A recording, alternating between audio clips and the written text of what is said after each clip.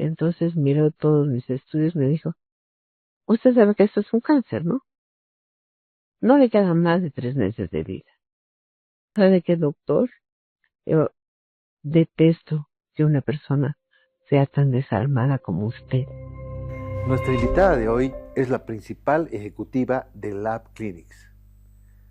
El propósito de su vida lo ha despertado un momento muy triste, doloroso, la muerte de una tía. Ella nos cuenta todo. Además, pasó por cáncer. ¿Y saben qué? Venció.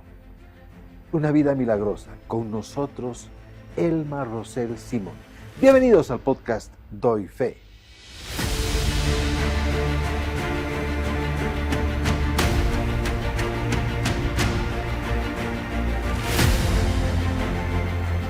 Tres, dos, uno, estamos al aire y hoy tenemos una invitada muy especial, la doctora Elma Rosel Simón. Ustedes conocen Lab Clinics. ¿Quién no se ha hecho un análisis de sangre o un análisis en Lab Clinics? Bueno, ella es la principal ejecutiva de Lab Clinics. Está con nosotros. Elma, qué gusto tenerte con nosotros. Igualmente. Muy buenas. Gracias Muchísimas. por aceptar esta invitación y bienvenida a Doy Fe. Muchísimas gracias. Yo soy la agradecida de que me inviten a su programa Doy Fe, porque en esa trayectoria verán que mi vida es un milagro y yo doy fe y agradezco a Dios por todos los milagros y los bienes recibidos.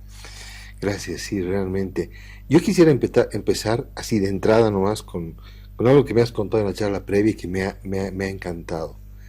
Un momento muy triste es cuando una persona pierde un ser querido, ¿no?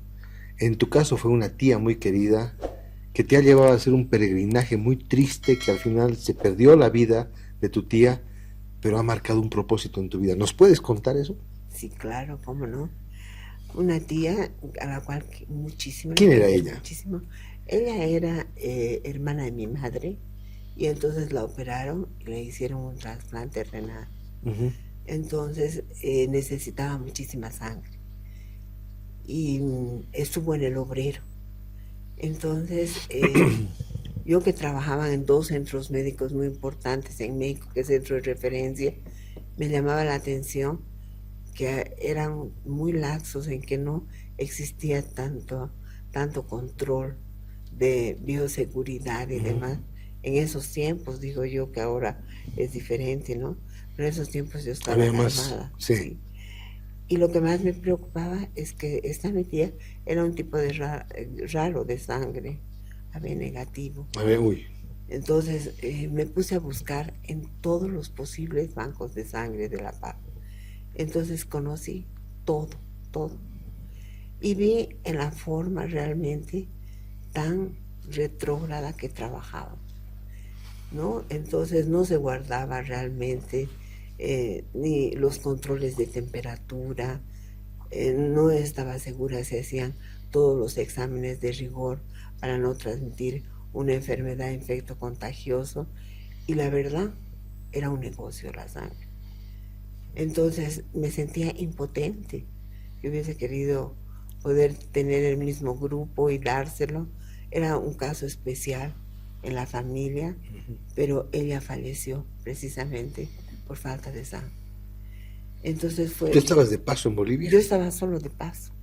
En Bolivia vine de vacaciones. Entonces, porque tú estudiaste en la UNAM, en México. Yo estudié en la UNAM, en México, y después de 3 años... Además que en ese momento tenías un trabajo excepcional, me parece, ¿no? Sí. Entonces... ¿Dónde estabas? Yo estudié en la UNAM, pero después di mi examen y trabajaba en el Seguro Social Mexicano. Primero trabajé en Siglo XXI y luego me trasladaron a La Raza. Entonces, que son los 2 centros médicos de referencia nacional. Entonces, a todos la carrera se llama QFB, Químico Farmacobiólogo. Entonces, los que estábamos en el centro médico era un lugar privilegiado porque nos preparaban muchísimo. Y como el gobierno es el que tenía más dinero, realmente era el que tenía lo último de lo último en tecnología. Entonces, O sea, tú estabas ganando muy bien, estabas en un buen muy lugar. bien, perfecto. Pero este Había- episodio marcó un antes y un después en tu vida porque decidiste volver. Sí, Ujú. yo dije, tengo que hacer algo por mi país. Allá todo está hecho. Y mi padre más me ayudó porque cuando fuimos a las grandes tiendas que teníamos en el Seguro Social y yo no decía, soy Elma Roset, yo daba mi número de la computadora Ujú. para llevarme lo que quisiera de las tiendas. Entonces me dice, ¿has visto que aquí te has convertido en un número más de una computadora? Dice, en Bolivia, tú serías Elma Roset. Claro. Le digo, bueno, yo tengo un propósito y ese era mi propósito.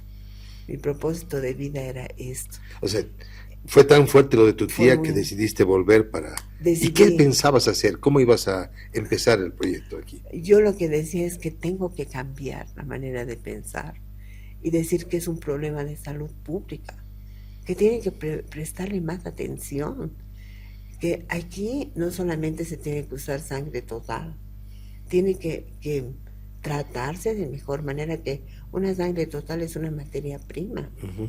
que sirve para 5 pacientes. Y hay que hacer un estudio minucioso para que esa sangre no sensibilice a la persona, porque tenemos más de 400 grupos sanguíneos.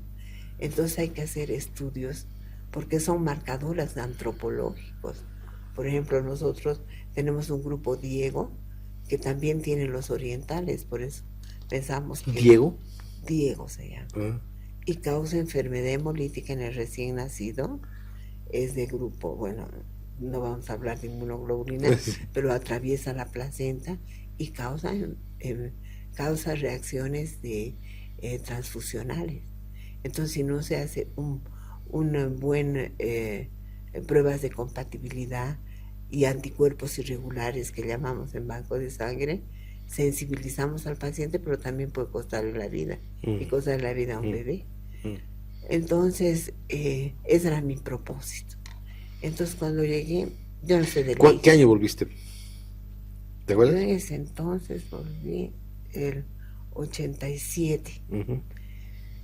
Entonces estaban mis hijas pequeñas, vine de vacaciones y mi hija tenía asma en México. Dios me empujó también porque era difícil dejar mi trabajo en México.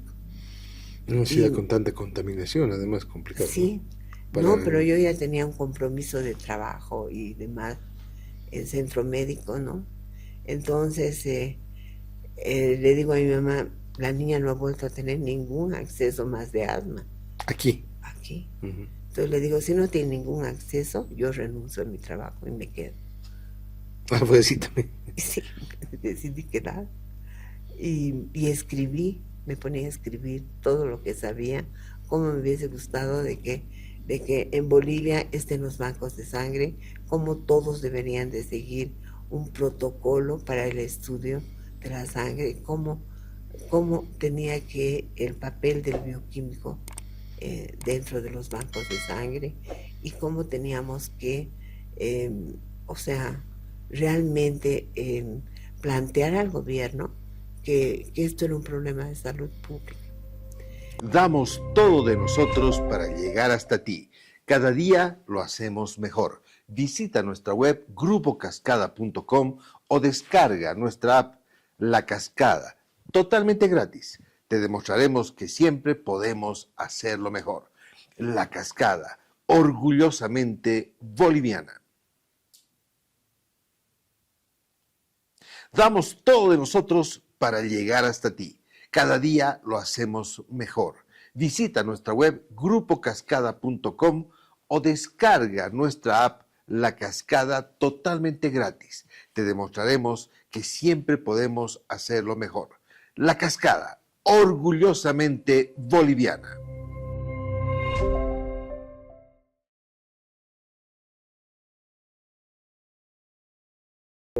Porque se hizo el curso y ellos también presentaron una ley de banco.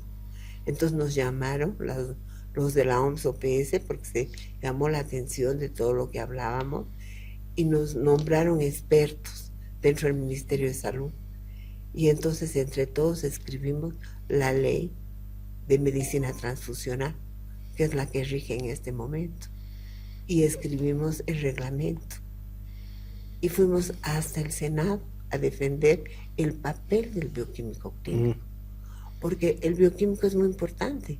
Nosotros no prescribimos una transfusión, pero sí ayudamos que la sangre sea segura, que una sangre no vaya a sensibilizar a un paciente. Y no como uno de los colegas dice, somos raza de bronce. Nada de raza de bronce. Nosotros tenemos que cuidar a nuestra población. Y además que existan bancos de sangre en todo Bolivia, que todos puedan cooperar. Por ejemplo, hay zonas aquí endémicas de malaria. Y entonces les ponían un poco de azul de metileno. Y claro, los pacientes estaban azules.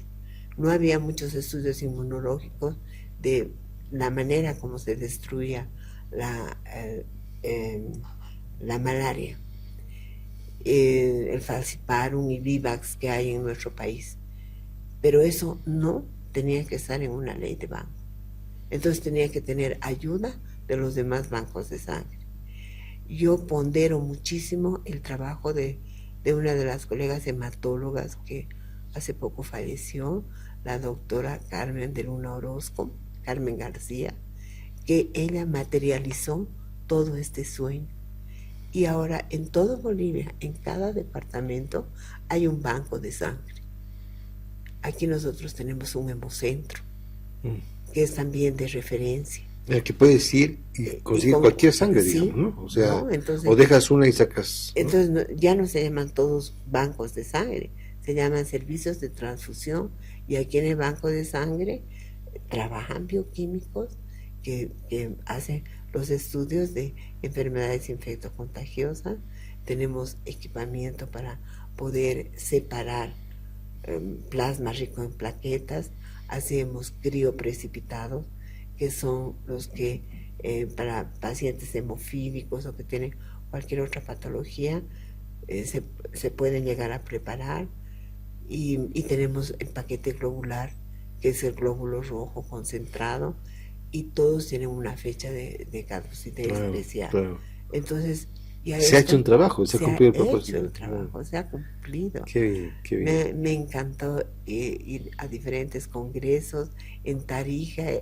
Yo llego y voy a conocer los hemocentros, porque para mí es así como que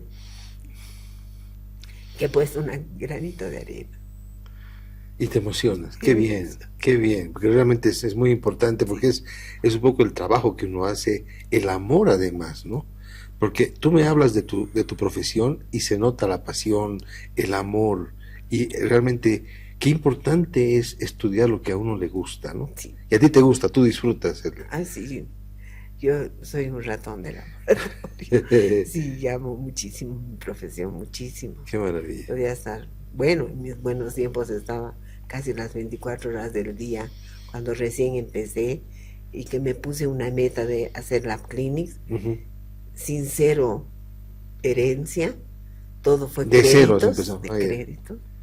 Entonces, eso quería preguntarte, ¿cómo empezó Lab Clinics? Porque ha sido paralelo a esto que estabas trabajando, de hecho, ¿no? Sí, yo de hecho veía difícil trabajar con mi papá, a pesar de que lo adoro. Tu papá fue bioquímico. Entonces él quería que yo vaya a su laboratorio, y entonces yo le decía, papá, mira, todo ese tiempo que estuviste fuera yo compré esos equipos, ahora esto se trabaja así. Claro que hay equipos más sofisticados, pero no tenemos dinero, pero lo vamos a hacer así. Ya una glucosa no se titula, no, eso ya tiene que haber una exactitud y precisión, porque con un resultado puedes matar a una persona. Por eso nuestro eslogan es: nuestra exactitud es cuestión de vida. Y es cuestión nuestra de vida. exactitud es cuestión de vida. Qué bonito. Sí. Ese es el eslogan de... El eslogan de la clínica. Sí. Entonces le digo, tenemos que ser totalmente exactos en nuestros... Entonces yo veía que teníamos un poquito, porque él le costaba un poco cambiar, que su hija venga de fuera y cambie su rutina, ¿no? Un poco. Entonces me habló la clínica alemana, yo trabajaba en la tarde en la clínica alemana, me ofrecieron también que sea jefa de laboratorio, y le digo, no puedo ser jefe de laboratorio porque tengo que ser libre. Yo tengo que ser libre, no puedo estar encerrada marcando una tarjeta, ¿no? Tendría entonces que volver a México porque tengo muchísimas más prestaciones para mis hijas en México que acá, ¿no? Pero yo los voy a ayudar y los he ayudado en la clínica alemana desde cero en su laboratorio. Le tenía mucho cariño al doctor Lucho Kuzner, que él también me apoyó, y le dije, yo voy a ser socia cuando entre a la clínica alemana. Pues cuando fui a Baja California a un congreso, compré todo para hacer un banco de sangre. Y me pensaba, si no podía volver a Bolivia, pensaba irme allí con una amiga y poner un laboratorio y un banquito de sangre. Pero ellos me ayudaron a traer mis equipos y pusimos el primer banquito de sangre, que en realidad era un servicio de transfusión, pero ya separábamos la sangre, ya hacíamos crioprecipitados, bueno, todos, ¿no? Entonces así es la historia de la clínica alemana. Pero quería más, quería más.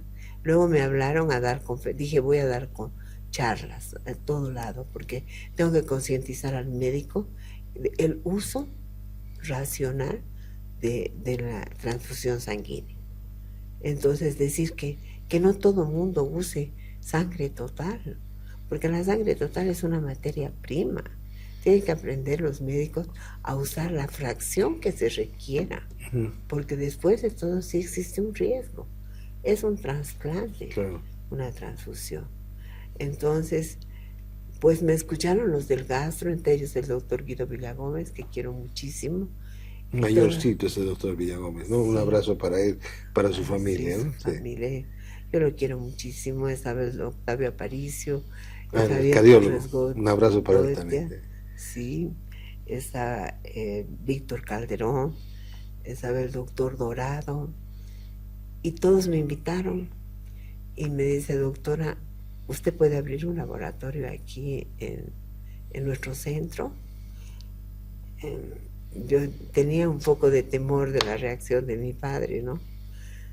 Y entonces fui a hablar con él y no le gustó mucho la idea, pero le digo, ¿sabes qué, papá? Vamos a estar muy bien porque yo voy a hacer más pruebas especiales. Entonces me encantaría poder avanzar. Y sí, me fue muy bien, me fue muy bien. Era un huevito pequeñito, pero todo lo que tenían arriba era como la biblioteca del doctor Torres Goitia, papá. Y yo decía, tanto lugar desperdiciado. Y entonces, como eran mis socios, los reuní y les digo, ¿y si ganara yo la banca privada, la Caja de Salud de la banca privada, que va a haber una licitación, me darían todo esto porque yo ya tengo un plano? Dice, ¿qué vas a ganar? Vas a competir con los mejores laboratorios y tú eres un huevito pequeño. Le digo, no, es que les voy a vender un sueño. Y les vendí un sueño. Cuando vinieron a ver, estaba el doctor Pedro Yatz y otros que les agradezco muchísimo. Les dije, no, este no es el laboratorio. Si ustedes creen en mí, este es el plano. Aquí, un plano. Sí, yo hice mi plano. Hice el Lab Clinics, estaba el bebé, digamos, el proyecto. Yeah. Sí. Entonces le dije que iba a hacer hematología, aquí, como debe ser un laboratorio, ¿no? Y aquí en esta parte van a hacer las tomas de muestra y todo. Y les encantó el proyecto y gané la licitación sin pensarlo. Eso es una obra de Dios. No tenía un centavo. Entonces, es fe, ¿no? Sí. Fe. Mira, porque qué importante, Elma, cómo la fe mueve montañas, ¿no? No tenías de repente nada, pero era la fe en que ese era el proyecto, que realmente has convencido el proyecto, ¿no? Y se ha podido lograr, ¿no? Sí. Entonces yo le hablé con mis socios, con el Guido, con todos, y les digo, bueno, soy su socia y quiero hacer esto, y he ganado la licitación, pero no tengo dinero.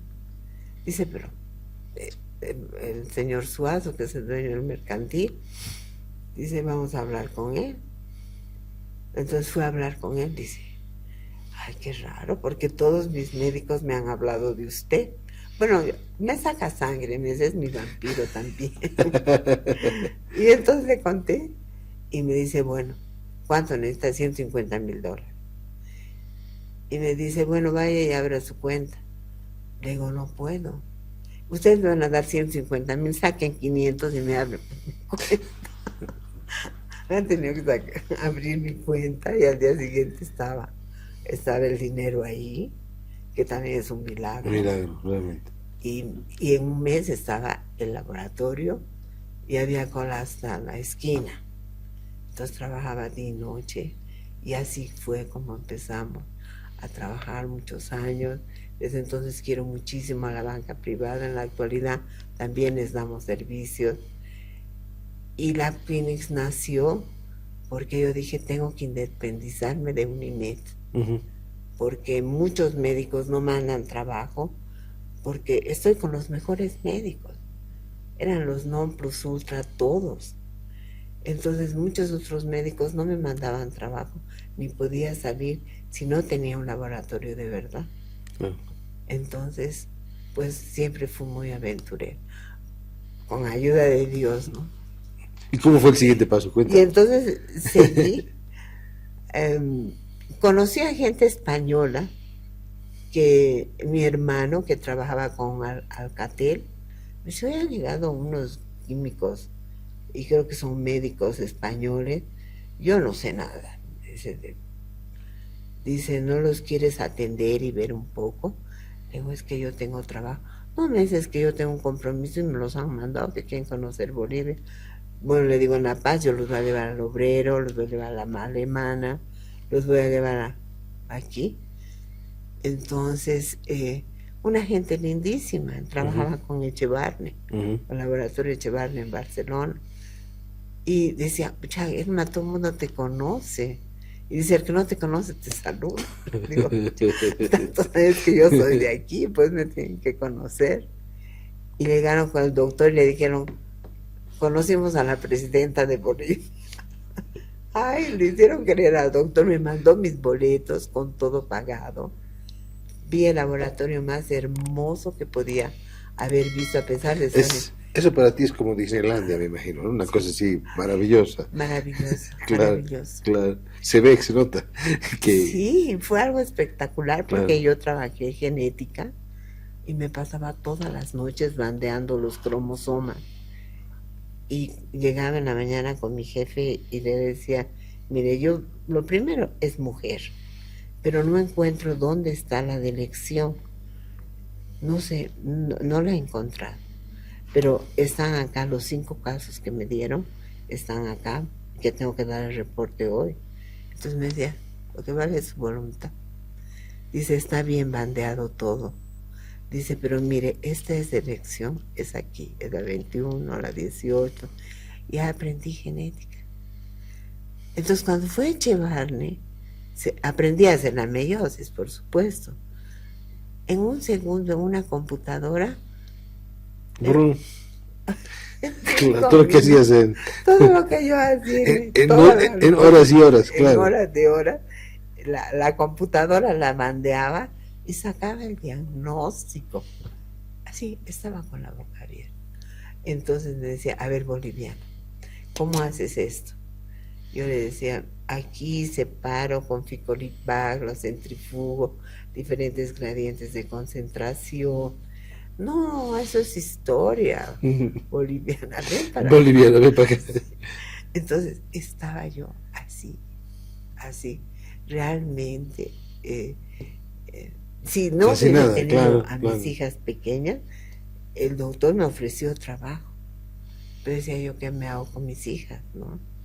¿Cómo me desenvuelvo en España con mis 2 hijas, no? Entonces... llamó a todos y bueno, me dijo, usted es una digna representante de Echevarne, pero quiero saber por qué sabe tanto de todo. Pero es que yo en México era 08. Antes de obtener mi base, estaba en todo centro médico, estaba 8 meses o el tiempo necesario hasta adquirir experiencia. Entonces, de todas las áreas sé un poco. Pero su laboratorio es algo espectacular, doctor. Y dice, ¿se ha sentido bien? Le digo, estoy chocha de la vida.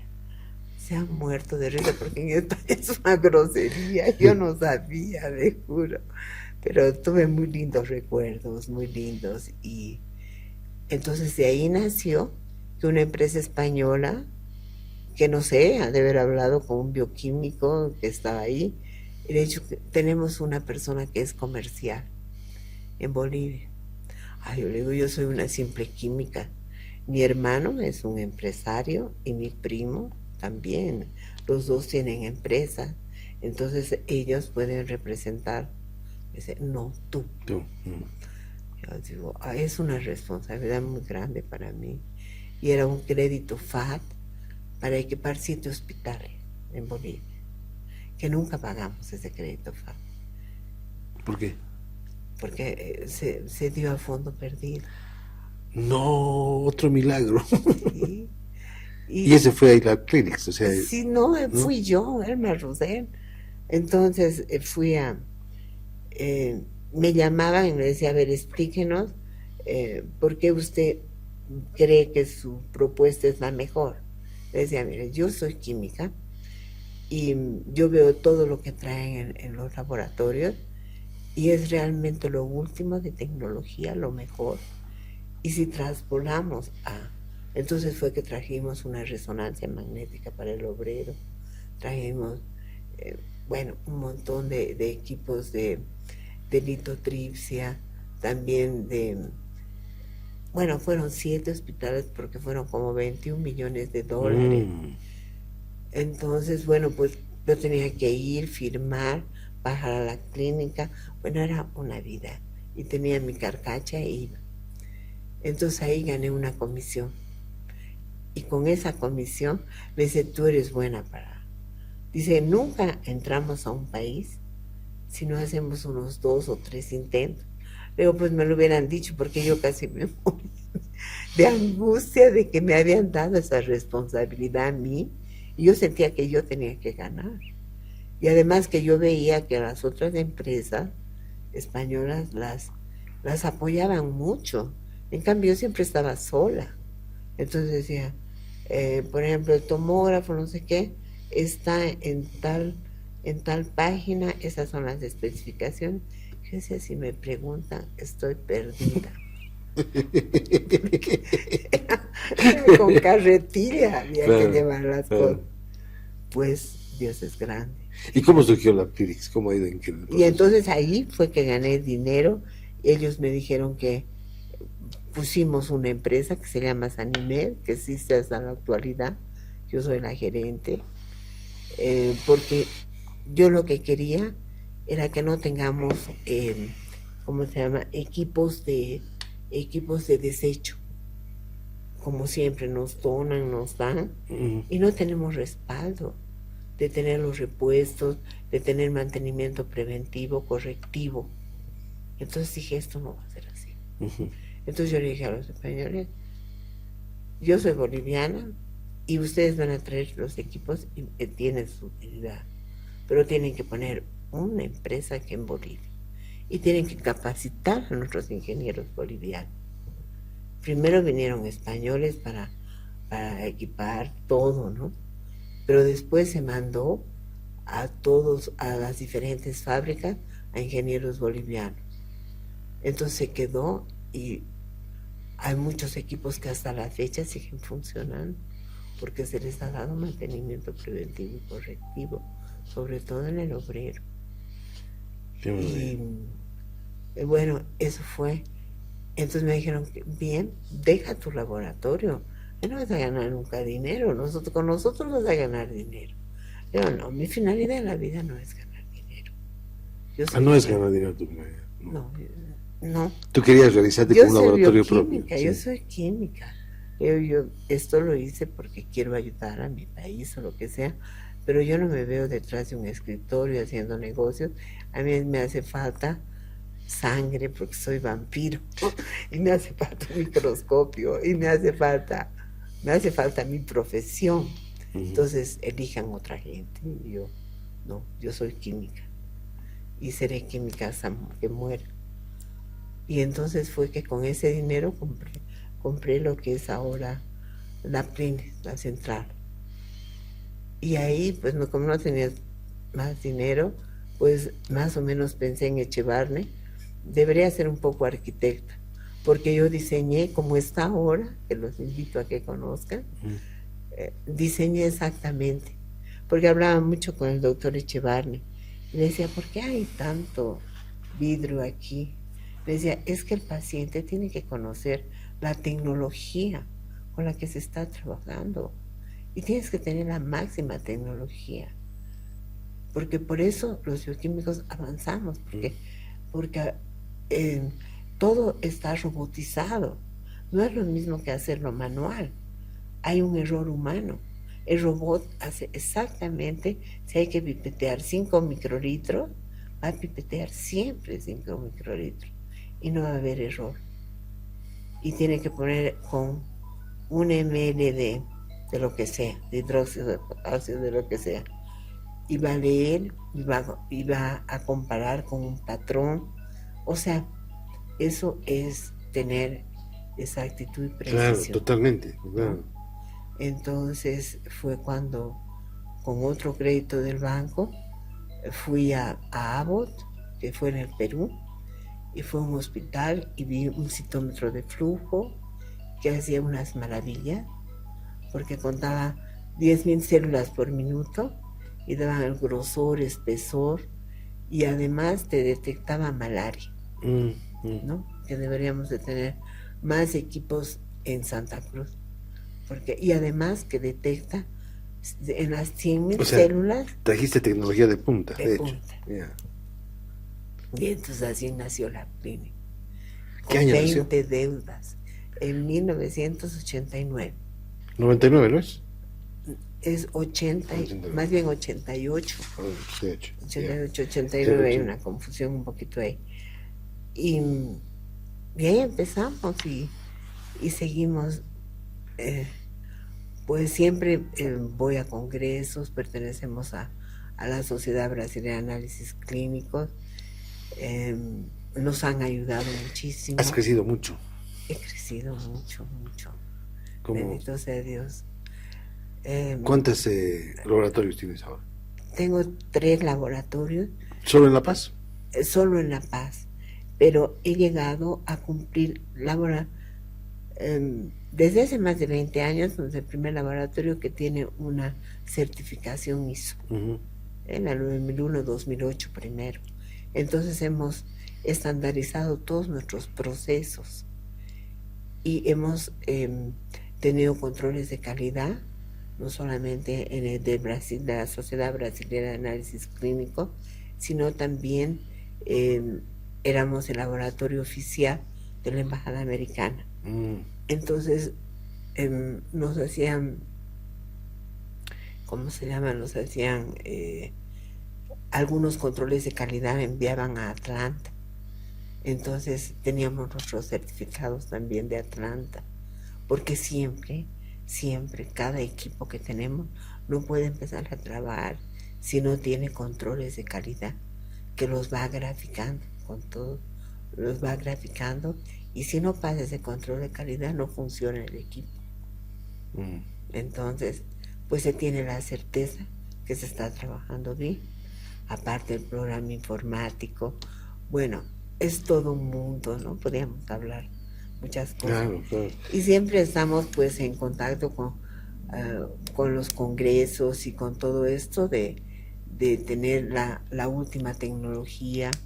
Hemos abierto un laboratorio de biología molecular cuando fue lo de el COVID, que Dios también mandó al doctor Meleán, Germán Meleán, que él era un gran biólogo molecular y además también genetista, que estudió en España y en Italia. Y vino a ver a su padre que estaba enfermo y yo lo convencí para que pongamos el laboratorio.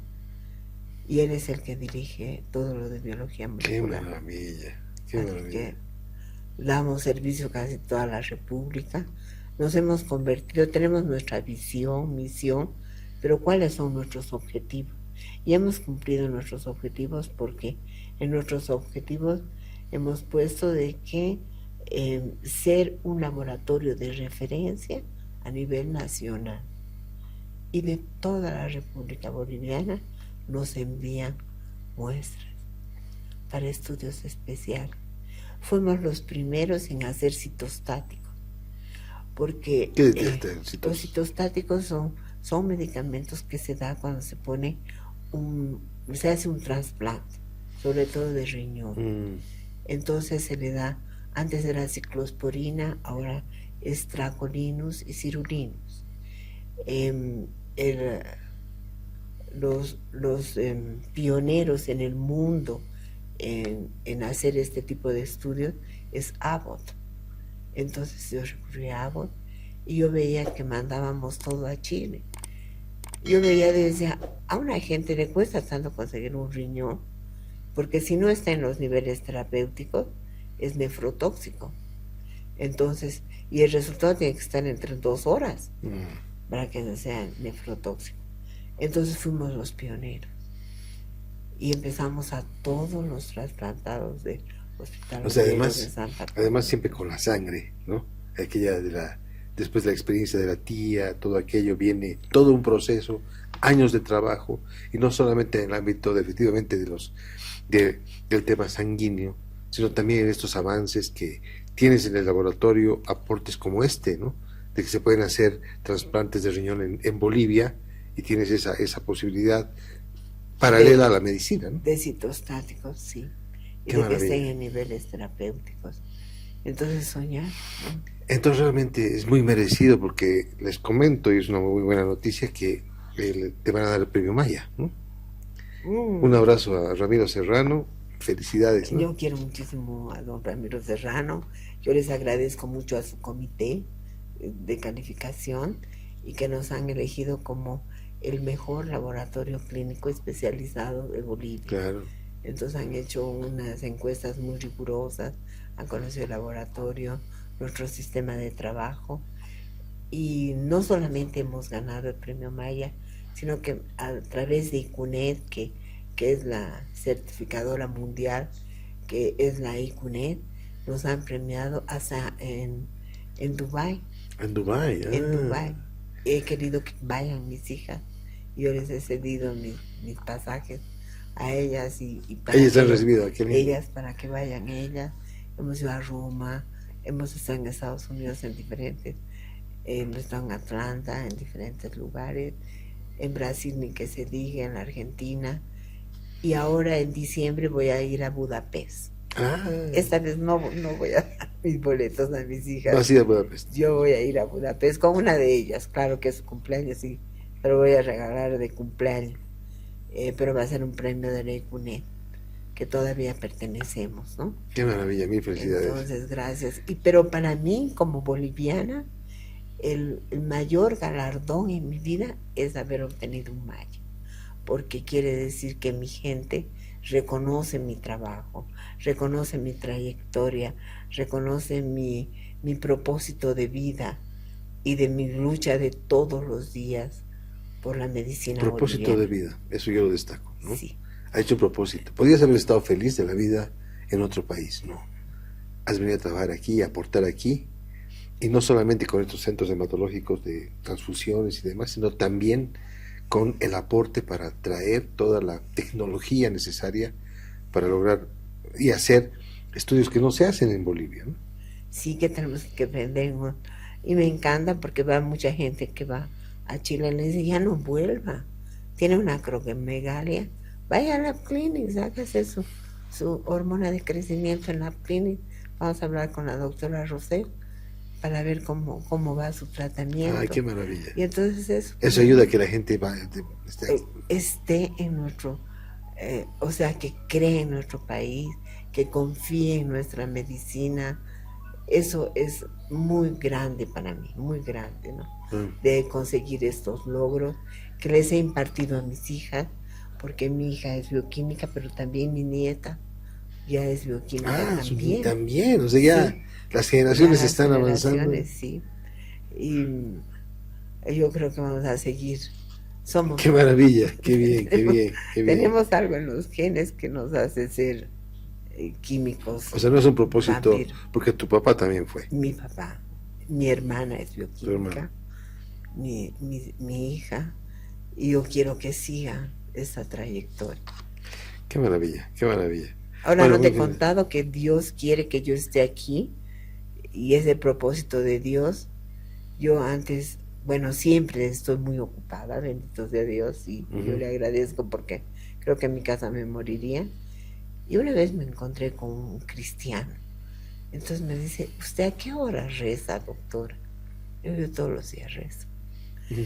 No estoy orando dentro de la iglesia.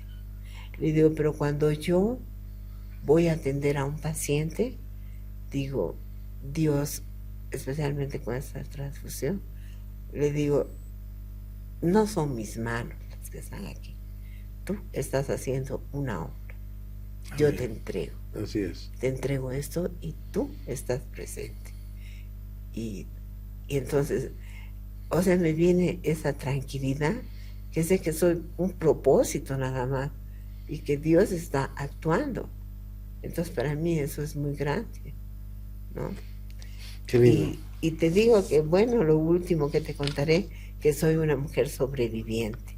Eso quiero que me cuentes del tema de, has tenido cáncer. Sí. Has tenido Y una vida muy, muy, muy, digamos, de mucha bendición, pero en toda vida siempre hay pruebas. Y la tuya ha sido el cáncer. Cuéntanos cómo empezó, cómo fue este proceso. un fin de semana quedé con mi hija y mi nieta en mi casa, con mi madre. Y me vino un cólico muy fuerte. Entonces, yo cerré con llave mi cuarto y mi madre dice, vamos a la clínica, estás a gritos de dolor. Le digo, ¿ahora qué me van a hacer? Son piedras. Mm. Le digo, y lo que necesito es un litotripsor. Y el litotripsor no funciona, más es día de votación. Ah, día de votación, mucha. Entonces le digo, no me van a poder hacer nada. Voy a tomar un calmante. Ve a votar. Le digo, yo me voy a calmar. Y tranquila. No. Y mi hija lloraba. Me decía, mamá, por favor, no seas tan terca. Es que es eso. Le digo, yo sé lo que tengo. Es eso. Cuando se fueron, yo como pude, con ese mi dolor que tomé y todo, llegué y voté. Porque yo sabía que siempre tengo que viajar y tenía que votar. Entonces, le hablé a un amigo al día siguiente y al doctor Cava de Unimed y le digo, ¿me puedes hacer una endoscopía? Le digo, te cuento que he tenido un cólico muy fuerte, pero hoy no tengo nada. Y le volví a llamar a las 7 y le digo, siempre tienes mucho trabajo. Eso ha sido un cólico. Le digo, un día que no tengas trabajo, me llaman y me voy a hacer mi endoscopía. Me dice, no quiero que vengas ahora mismo. Por lo que me cuentas, no ha sido un dolor cualquiera. Hay que tomar atención. Y ya sé que tú te haces la valiente y no es eso. Cuando me hizo la endoscopia, yo lo vi que palideció. Estaba el doctor Catarín y le dijo, no me apagues ¿cómo se llama? El equipo. Me dice, eres alérgica al contraste. Le digo, no, necesitamos un contraste. Entonces me hicieron el contraste y el tumor era más grande, estaba encapsulando un riñón. Ay, no me digas. Y claro, vino el cólico porque se estaba acomodando y jaló el otro riñón. Entonces, la doctora Terán, que es mi gran amiga, vio las imágenes y puso a llorar. Y yo me acerco y le digo, no te preocupes, no es nada. Esto, yo creo que es un simple tumor que no es un tumor Un de simple verdad. tumor. Sí. Luego bueno, no doy el nombre porque me ha quedado un poco de tristeza con este médico. Tuve que ir a las 8 entonces miró todos mis estudios y me dijo, usted sabe que esto es un cáncer, ¿no? Yo sé qué especialidad tiene. Yo soy oncólogo. Me dijo, pero yo no la voy a tocar, porque ya esto es una metástasis. ¿No ve su hígado? Me ve aquí, hay sombras en su hígado. Ya migró el cáncer. No le quedan más de 3 meses de vida. Qué duro, ¿no? Luego, ¿sabe qué, doctor? Yo detesto que una persona sea tan desalmada como usted. ¿Y usted trata pacientes con cáncer? Me dijo, sí, pero yo no la voy a operar a usted, porque usted va a morir. Me dijo, solo Dios sabe cuándo voy a morir. ¿Cuánto le debo de su consulta? Y me voy. Llevé todas mis cosas, llevé al laboratorio. Mis hijas estaban en México de vacaciones y dije, me voy a Chile. Llamé a Chile, me trataron, por eso creo que los bolivianos nos vamos, porque les mandé las imágenes, me dijo, no, tiene que venir con un acompañante, la doctora Vilma Salinas, que es una gran amiga mía, es chilena, y me dice, yo te acompaño, vamos, mañana o cuando quieras, ya. Entonces les hablé a mis hijas dicen, no, mi yerno es médico y trabaja en el ABC, y me dijo, de ninguna manera usted se viene en el primer vuelo A México. a México. Entonces llegué a México y del aeropuerto me llevaron con un doctor Guanti. El doctor me vio, me dice, hay que entrar al quirófano ya. No puede. ¿Cómo ha venido sola? Sola ha venido usted. Digo, sí. Dice, eso se le ha podido reventar, está a punto de reventar. Me decía, se le revienta, usted pierde el conocimiento.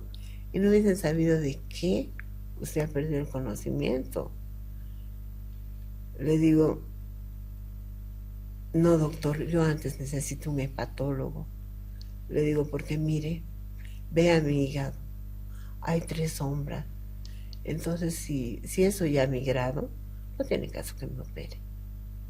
Le digo, es mi hora, no tiene caso. Llamo a un hepatólogo. Le digo, doctor, depende de usted. Y se fue, estudió y me dijo, tranquila, esos son hemangiomas. No es que ha migrado el cáncer, son hemangiomas. O sea, son como si fueran, ¿cómo se llama? Unas venas sobresalidas, ¿no? Entonces me dice, no pasa nada, la tienen que operar. No se preocupe por el hígado. Me operaron y me sacaron mi riñón. Una maravilla. Y nunca me sentí desesperado. Lo único que hice fue que mi hija me vaya a comprar una peluca. Porque me van a hacer radioterapia y me voy a quedar sin pelo. Entonces, esa era mi preocupación, pues era una coqueta. Pero Dios no quiso eso. Estuvieron haciendo mis controles y todo, y prácticamente no se había diseminado el cáncer, y solamente me dieron 5 años de vida. Ya llevo más de casi 10 años y estoy muy bien, bendito sea Dios, sí. Entonces soy una sobreviviente. Un saludo a ese doctor que te ha dicho, no digas su nombre, pero te ha dicho, te ha sido tan duro, ¿no? Realmente a veces los médicos son duro. Los médicos son así, ¿no? Sí. Y ¿sabes qué? Nosotros vemos milagros, seguramente tú también, pero aquí en Doy Fe vemos milagros todas las semanas, y hay milagros. Y una vez un médico me dijo, porque mi hijita apareció como un tumor en la cabeza, y a la semana siguiente desapareció. Y hasta hoy la hago ver y no tiene nada. Yo decía, doctor, pero él me decía, no, usted tiene que ser fuerte, tiene que llevar a la niña a enfrentar la cosa. Y cuando le dije, ya ahora, porque le hicieron otro examen y no había nada. Ese es mi gran milagro de mi vida, ¿no? Y siempre lo cuento aquí. Y resulta que yo le dije al médico, doctor, usted me dijo ¿qué ha pasado? Cuénteme. No, puede ser un pliegue del cerebro, no hay nada, pero ¿se han equivocado? No nos hemos equivocado. Es un milagro. ¿Sabes qué me respondió? No, en medicina no hay milagros. Qué equivocado que está, doctor. Y qué equivocado que estuvo el doctor El doctor que me que atendió, atendió y también, me dio porque muchísima rabia porque, bueno, yo soy fuerte y porque digo, bueno, si Dios me quiere llevar mañana, yo estoy lista para que me lleve. Y es mi destino y uno tiene su hora, ¿no? Y yo dije, bueno, nunca me desesperé ni nada. Pero no tanto lo sentí por mí, sino por los demás pacientes de que no piensan como yo. Porque que los mató, se quedaron les así diga, sin no, esperanza. no le quedan más de 3 meses de vida, ¿no? Y no se haga tocar. Y yo, de hecho, no, qué lástima. Yo creo mucho en la medicina boliviana. Para mí, la medicina boliviana, tenemos excelentes médicos. Le digo, pero se no puede tratar a un paciente así. Claro, entiendo. Pero fue así entonces, realmente. Sí, fue traumático, después le reclamaron, pero dijo, la doctora no me entendió bien, le entendí perfectamente. Y o sea, tienen que tener tino para No, tratar, sin duda. Es para muy tratar, importante eso, ¿no? Muy, claro, muy muy importante. importante. Muy Y esa es mi importante. historia de vida Qué maravilla. y Yo quiero gracias. que me sigas contando cosas, perdón, pero Sí, pero realmente. soy habladora. No, no, adelante. Además estamos aquí para escucharte. Mira, ¿sabes qué? Eh, y un poco lo que, antes de que pasemos de tema, y que te preguntarte el siguiente, yo quisiera remarcar algo. La actitud. Qué importante la actitud para tener, para lograr sanidad, ¿no? Para lograr sanidad, Sanidad, sí, claro, claro. sí, realmente. O sea, entregar todo a Dios, decir, Dios mío, estoy en tus manos. Eh, haz- yo siempre pienso que eres el artífice de todos sus propósitos y nunca me desesperé. Las veía llorar a mis hijas. Yo de vez en cuando soy llorona, no mucho. Me tiene que llegar mucho para llorar. Pero nunca me desesperé con el cáncer. Digo, si ha llegado mi fin, pues he cumplido muchísimas metas en mi vida. He logrado mucho, más de lo que esperaba. He formado a mis hijas eh, y he dejado un legado en mi país, he logrado muchas metas, entonces, bueno, pues Dios me quiere llevar, pues ya que me lleve rápido, que no sufra, que no sufra. Uno teme siempre, ¿no? A sufrir en el... Sí, sí, ay, ese cólico fue terrorífico, terrorífico, no Imagino. sabía cómo calmarlo, era un dolor increíble, terrible. Bueno, pero ya pasó y estás bien. Qué No, maravilla. sí, Qué sí, milagro. sí, Quiero que me cuentes algo más. sí. El, una historia de amor. Una historia de amor porque que sonríes.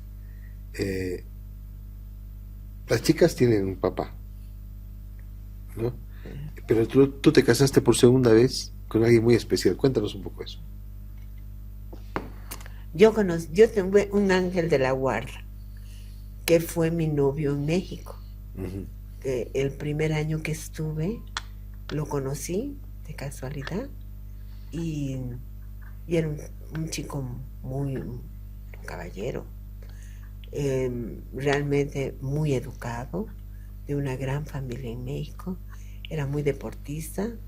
Desde que nació sus padres, el sueño de su padre era que él fundó el club de golf de Chapultepec y entonces desde que nació ya le compraron sus bates de golf, entonces su pasión era el golf. Entonces todos los fines de semana íbamos al golf, lo acompañaba.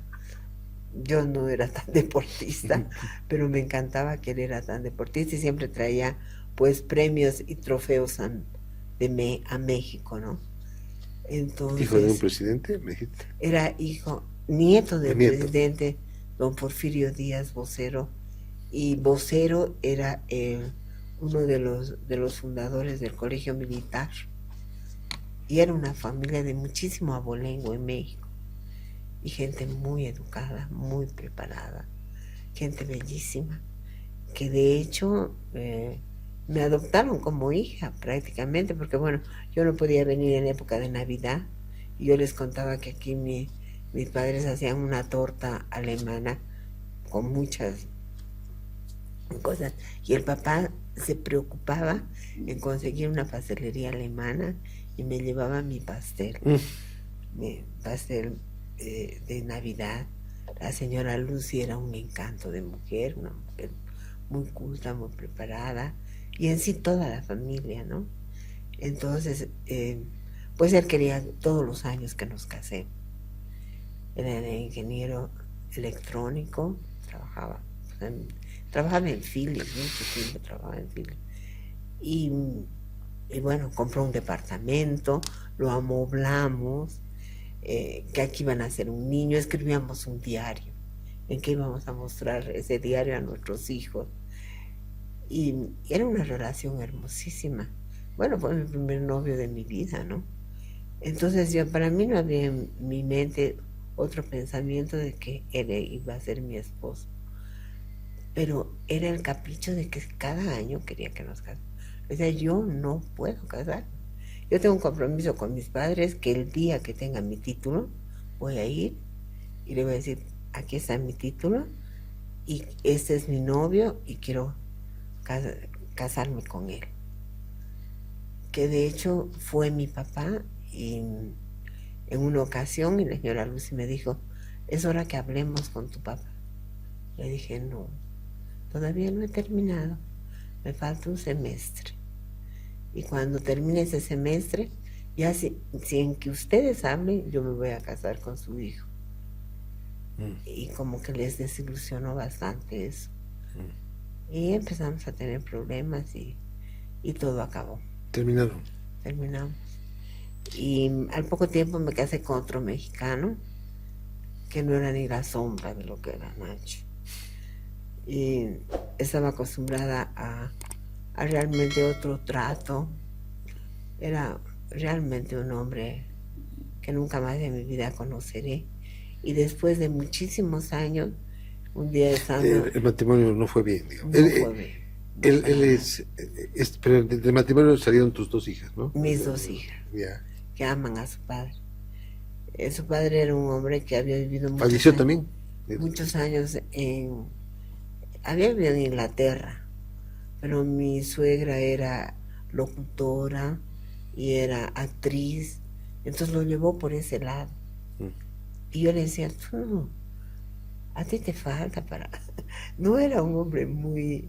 Yo creo que los locutores y los comunicadores sociales y los actores es gente extrovertida, ¿verdad? Que tiene muchos amigos. Bueno, ese es mi pensamiento, no sé si yo sigo estando equivocada, pero él no tenía ese carácter. Yo creo que más que todo, mi suegra era la que le metía todas esas historias en su mente. Y yo lo veía que no estaba bien. No funcionó. Entonces, no éramos muy compatibles. Era muy celoso. Y él era un hombre muy guapo, muy guapísimo. Pero en vez de que yo decía que él era el guapo, no era yo la guapa. Él llamaba la atención siempre. Y que de hecho mis hijas son preciosas, muy lindas, me parecen mucho al padre. Y no sé, él tenía otra idea de la vida. Creo que fue una desilusión de lo que pasó con Nacho, que me casé, la verdad. Entonces fue al fracaso. Hasta que llegó un momento en que sí, me sentí muy deprimida hasta que dije, esto no funciona. No funciona. Porque además también era muy pegada a su madre, iban a fiestas, nunca se preocupaba de que yo trabajaba, era la proveedora, arreglaba casa y nunca tenía derecho ni siquiera a salir. Entonces los domingos las llevaba a Chapultepec a mis hijas. Y decía, ahí van los macos. Para mí no existe eso. Entonces discrepábamos mucho. Entonces dije, no, necesito separarte de él. Y me separé. Y bueno, viví sola muchísimos años. Y en una ocasión que fui a ver a mi hija a México, me encontré con Nacho. Y fue hermosísimo volverlo a encontrar. Y él había enviudado y nos casamos. ¿Se casaron? Nos casamos y se vino a Bolivia. Y todo le gustaba en Bolivia. Todo. Lo llevé con unos amigos, los Arredondos, que tenían membresía del golf. Entonces jugaba golf, que era su pasión. Y todo le gustaba. La familia lo quería muchísimo. Y aquí murió. Murió sin ningún aviso. De que un día llegó tarde y le digo, ¿por qué llegaste? Dice, el viernes vas a tener una reunión importante y tu coche está sucio, lo fui a hacer lavar. Yo me he dicho, te estoy esperando. Y digo, pero te siento un poco frío, ¿te sientes mal? Dice, no, estoy un poco cansado. Pero luego de que tomemos me voy a dormir un rato. Ay, murió. Qué triste. Fue muy triste, muy triste. Pero dejó una historia de amor muy linda, ¿no? Una historia de que amor. además tuvo una revancha, ¿no? Una segunda parte, Una segunda. un final feliz, ¿no? Sí, porque vivimos juntos. ¿Cuánto yo sabía, tiempo estuvieron casados? Estuvimos casados 2 años. 2 años, ¿no? 2 años nada más que estuve en Bolivia. Sí, y era sano. Él hacía sus estudios y era sano. Excepto que tenía unas varices que lo llevaba para que lo vean en Unimed, un angiólogo. Y ahí yo creo que se le escapó un trombito y le dio un infarto y murió. Pero fuimos muy felices porque él todo le parecía hermoso. Adoraba a mis hijas lo adoraban, lo querían muchísimo porque él mismo con su carácter era muy especial. Entonces fue mi primer y mi último amor.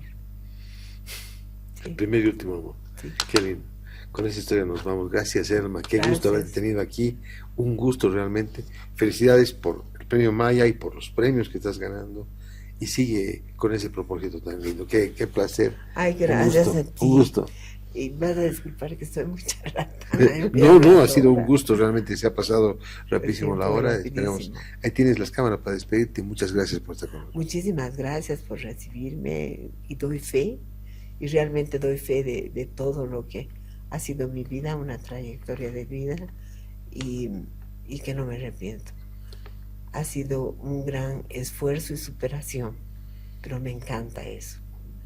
Haber dado mi vida por todos mis sueños, mis objetivos, y tener un Dios que siempre me guía, me acompaña, nunca me siento sola. Esfuerzo y valentía. Fuiste respetuosa con tu propósito y fuiste respetuoso con lo que amas, que es tu carrera. La carrera antes que los negocios, y eso realmente, todo lo demás vino por añadidura. Así que con esa lección me quedo. Muchas gracias. Muchas gracias a ti. Gracias. Un gusto, hermano. Igualmente, Eso fue Doy Fe. Muchas gracias por habernos seguido. Ya lo sabes, por favor, si te ha gustado este capítulo, que estoy seguro que sí, por favor síguenos, compártelo, danos like y suscríbete a nuestra página Doy Fe Podcast en YouTube. Y además estamos en todas las redes sociales. Soy Marcelo Tedeschi, eso fue Doy Fe. Te espero la próxima semana. Chao, chao. Seguimos dando todo de nosotros para llegar hasta ti. Cada día lo hacemos mejor.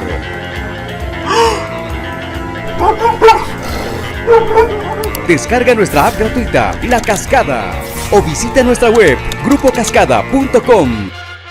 Agradecemos tu paciencia para esperar tu pedido. La Cascada, orgullosamente boliviana.